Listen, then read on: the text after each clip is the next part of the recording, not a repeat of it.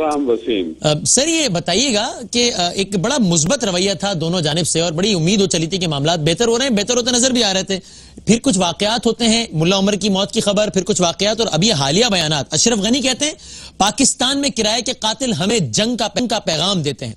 अशरफ गनी कहते हैं खुद कुछ बम्बार तैयार करने की तरबियत गाहें और बम तैयार करने की फैक्ट्रियां माजी की तरह अब भी पाकिस्तान में है। और अब्दुल्ला कहते हैं पाकिस्तान ने मुल्ला उमर की मौत की खबर को 2 साल तक छुपाए रखा। ये अचानक जो तब्दीली है, ये भारत की शरारत है? आप कह सकते हैं, लेकिन अशरफ गनी साहब के पांव उखड़ रहे हैं और मेरा ख्याल है उनकी हुकूमत बरकरार नहीं रह सकती। उनको नजर आ रहा है कि वो एक पपेट हैं और वो अमेरिका के कहने के ऊपर पाकिस्तान की तरफ उनका झुकाव हुआ था, वरना उनका अपना दिल नहीं कर रहा था। ये मत समझिए कि अशरफ गनी साहब जो हैं वो दिल से पाकिस्तान की तरफ आए थे। और गौर करने की बात यह है वसीम कि पाकिस्तान हमेशा अफगान कौम के साथ डील करता रहा है और हुकूमतों को जो भी आई हमने उनको रिकग्नाइज किया। मां सिवाय बाबरक कामिल के बाद हमने नजीबुल्लाह की हुकूमत और बाबरक कामिल की हुकूमत को रिकग्नाइज नहीं किया था, लेकिन हमने कभी भी काबुल की हुकूमत को क्या हाथ नहीं झटका। उनके साथ मरासम रखे, तल्लकात रखे, तिजारती रवाबित रहे। 3.5 मिलियन 35 लाख अफगान रेफ्यूजीज को गले से लगा के रखा तकरीबन 35 साल। कोई मामूली बात नहीं है कि कोई दूसरी कौम, नेबरिंग कंट्री एक इतना बड़ा बोझ बर्दाश्त करे जिसकी अपनी इकोनॉमी जो है वो बहुत ही कमजोर हालत में हो। तो बर्मा वाले इंसिडेंट में देख लिया ना हमने कि उनके बरादर इस्लामी मुल्क ने बांग्लादेश ने क्या किया, धुतकारा निकाला। बिल्कुल, और सब यही करते हैं। अब हमने सब चीजों देखी हैं। मेरा कहने का ये मतलब है कि आप इसको सीरियसली मत ले।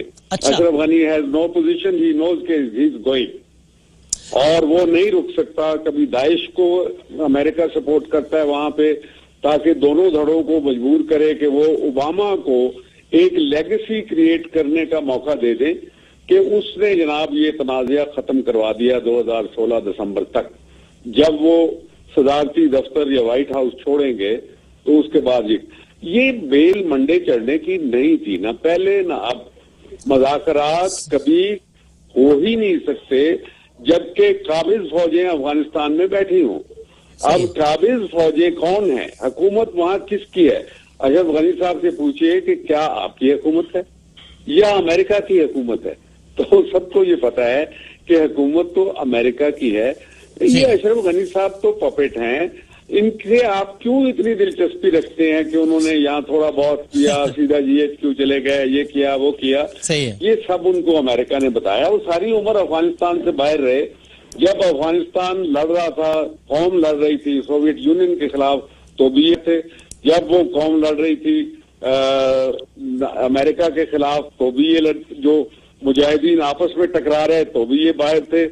तो चुनाचे ये तो पाकिस्तानी पासपोर्ट भी बना के बैठे हुए हैं, पाकिस्तानी ID कार्ड, इनके पास पाकिस्तानी ID कार्ड है। तो ये तो बिल्कुल अल्ताफ हुसैन की तरह है कि आधे पाकिस्तानी और आधे ब्रिटिश वो हैं, ये आधे पाकिस्तानी और आधे जो हैं अफगान हैं। तो आप अशरफ गनी साहब ऐसा कहना बंद कर दें। पाकिस्तानी आपका मामला ऐसे ही है जैसे कश्मीर का है।